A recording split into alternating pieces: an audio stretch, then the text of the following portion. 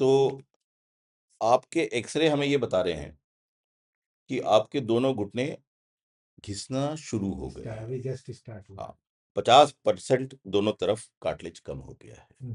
ठीक है, 50% में आदमी अपनी जिंदगी खींच लेता है, लेकिन ये 50 से 25, 25 से 10, 10 से जब 0 होगा तो आप ढूंढेंगे कि कहाँ जाके मैं अपने घुटने बदलवाऊं। ठीक है, यहां से घुटने खराब होने का सफर 5 साल भी ले सकता है, 10 साल भी ले सकता है और 15 साल भी ले सकता है। हमारी ट्रीटमेंट का एम ये है कि वो आपका सफर 5 साल की बजाय 15-20 साल तक खिंच जाए, और अगर किस्मत अच्छी रही तो और आगे खिंच जाए। तो क्या 3 चीज हमको करनी है। पहला, एक चीज जो सबसे ज्यादा फायदेमंद होता है, लोग समझते नहीं है, वो है चलना। जितना ज्यादा आप चलेंगे उतना ऑपरेशन दूर भागेगा। ये है पहला पॉइंट, समझे मेरी बात। और चलना कैसे है, ब्रिस्क वॉक करना है। नॉर्मली दिमाग कहता है कि कोई चीज घिस रही है ना, और मैं उस पर चलूंगा तो और खराब हो जाएगी। दिमाग तो ये कहता है ना। लेकिन आदमी और मशीन में एक फर्क है। आदमी को जितना घिसा जाता है वो उतना अच्छा हो जाता है। जिंदा चीज, आदमी नहीं, जिंदा चीज और मरी हुई चीज में फर्क है। साइकिल को आप रोज चलाओगे, साइकिल के अंजर पंजर हिल जाएंगे। आप रोज साइकिल चलाओगे तो आपकी बॉडी स्ट्रांग और यंग हो जाएगी। मैं ज्यादा पढ़ाई करूंगा तो मेरा दिमाग निकल नहीं जाएगा बल्कि और शार्प हो जाएगा। तो जिंदा चीज को इस्तेमाल करने से वो और अच्छी हो जाती है। मेरी बात समझे। क्या चीज नहीं करना है, इंडियन टॉयलेट वाली पोजीशन घुटनों के लिए बहुत खराब है। तो अगर आप इंडियन टॉयलेट यूज करते हैं या कोई भी ऐसी एक्सरसाइज करते हैं जिसमें मुड़े घुटने पे आप घुटने पे वजन दे रहे हैं, तो ये एक्सरसाइज आपको ऑपरेशन की तरफ लेके चली जाएगी। समझ गए मेरी बात। तो ये तो है एक ऐसी चीज जो पक्का असर करेगी।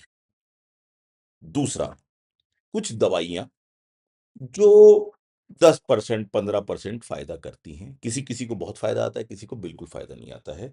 ये इनका कोई मेडिकल साइंस में ऐसा प्रूवन रोल नहीं है कि ये बहुत इफेक्टिव हैं। लेकिन हमने देखा है कि हम जिन जिनको कोलाजन देते हैं, इसको कोलाजन बोलते हैं, जो हड्डी होती है वो कैल्शियम से बनती है। हड्डी के ऊपर एक कोटिंग होती है, जो काली इसमें दिख रही है ना, इसको बोलते हैं कार्टिलेज। ये हड्डी है, इसके ऊपर एक कोटिंग है, ये असली हड्डी है ना, इसको बोलते हैं कार्टिलेज। कार्टिलेज कोलाजन से बनता है। तो कोलाजन देके कोशिश करते हैं कि शायद रिपेयर में मदद करे। जो चला गया वो तो नहीं आएगा, जो बचा हुआ है शायद वो बच जाए। ठीक है, तो ये थोड़ा एक्सरसाइज फ्री होती है, ये थोड़ा महंगे होते हैं बस। मैं अभी वो दर्द होने की वॉकिंग बंद कर दिया था। हाँ, जब भी ये भी समझिए, जब भी तेज दर्द है तो कुछ दिनों के लिए वॉकिंग बंद करेंगे, पेन किलर खाएंगे, जब दर्द कम हो जाएगा वापस वॉकिंग करेंगे। अभी क्या हुआ सर, अभी मैं दिल्ली गया था। हाँ हाँ, अभी 2 दिन पहले थोड़ा ठंड बहुत थी। हाँ, और चलना बहुत हुआ तो पेन ज्यादा बढ़ गया था ठंड और स्टेयर ज्यादा चढ़ना हो गया। ठंड इन सब दर्द में सिम्टम्स को बढ़ा देती है। हाँ, ठंड बहुत ज्यादा थी। नंबर 1। दूसरी चीज जो अभी हमने बात करी, दर्द, अगर आप, पेन किलर एक बहुत अच्छी और एक बहुत बुरी दवाई है। ठीक है, अगर आप पेन किलर खा के एक्सरसाइज करते हैं तो आज आपने पेन किलर खा के दर्द कम कर लिया, एक्सरसाइज करी, आपकी थाई मसल स्ट्रांग हो जाएगी, घुटने में पेन ऑटोमेटिकली कम हो जाएगा, पेन किलर की जरूरत ही कम हो जाएगी। लेकिन आप पेन किलर खा के सोए कोई मतलब कि आज बहुत दर्द हो रहा है, पेन किलर खा लेता हूं और आराम करता हूं, तो आज एक पेन किलर खाएंगे, परसों 2 खाएंगे, 5 साल बाद 3 पेन किलर खाएंगे, फिर या तो किडनी खराब होगी या घुटने बदलवाएंगे। मेरी बात समझे। तो पेन किलर को एक्सरसाइज करने के लिए खाना है, सोने के लिए नहीं खाना है। समझे। पेन किलर खाइए, वापस दिल्ली जाइए, घूम के आइए, कोई टेंशन नहीं है हमको। ठीक है, तो हम आपसे 1 महीने के बाद मिलेंगे। यह आखिरी वाली दवा पेन किलर है, इसको SOS लिया जाता है।